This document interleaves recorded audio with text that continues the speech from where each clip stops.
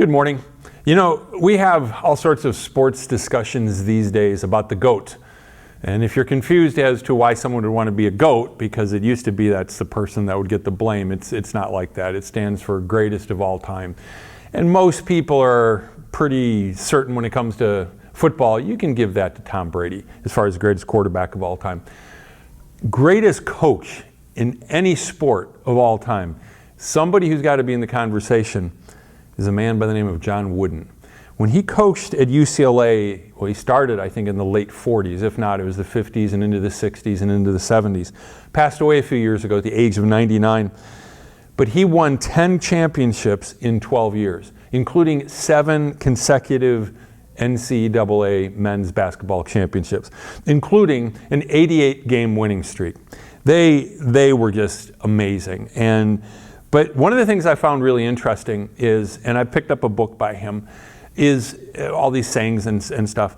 He had a lot of famous players. If you remember Lou Alcindor, and then he of course became Kareem Abdul-Jabbar. Bill Walton, who's now like the tripped out announcer. But Walton just thought the world of coach, and many of his players did, and stayed in touch with him on a regular basis. But the thing that he went over first with his players, when they first would come in, he's got the best recruits in the United States of America. And what does he do? He shows them how to put on their shoes and socks. He says it's a hard floor out there, and the most important equipment is your shoes and socks.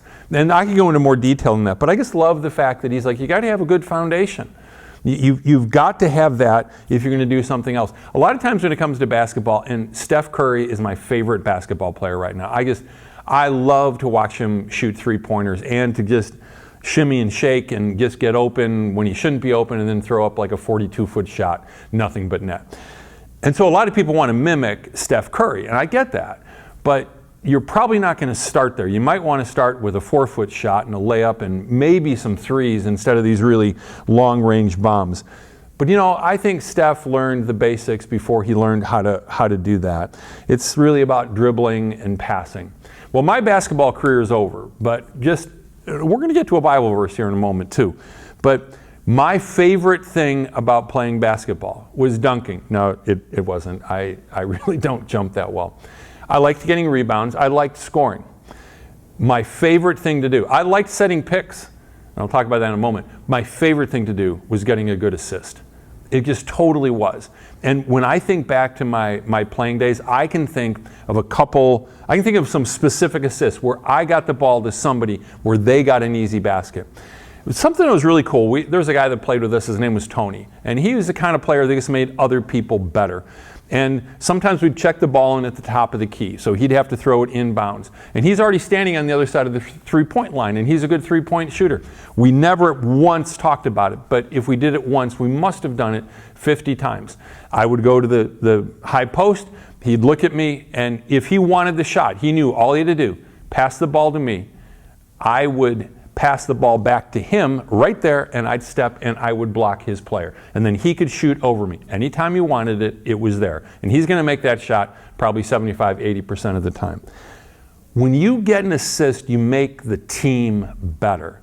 Think about it in life. When you can do something that makes the team better, there's just not a better feeling. There just really isn't. Yeah, I had one day where I think I hit 10 out of 11 three-pointers. One day, and that's why I remember it. I wish I could can that, but I can't. I want to share a couple verses with you. The human body has many parts, but the many parts make up one whole body. So it is with the body of Christ. Some of us are Jews, some are Gentiles, but we have all been baptized into one body by one Spirit, and we all share the same Spirit. Yes, the body has many different parts, not just one. And if the foot says, I'm not part of the body because I'm not a hand, it does not make it any less a part of the body. You're a part of the body, and what you do assists somebody else to do what they do. Enjoy that. It's really, really an awesome thing when you recognize you're part of something bigger than yourself. God bless you.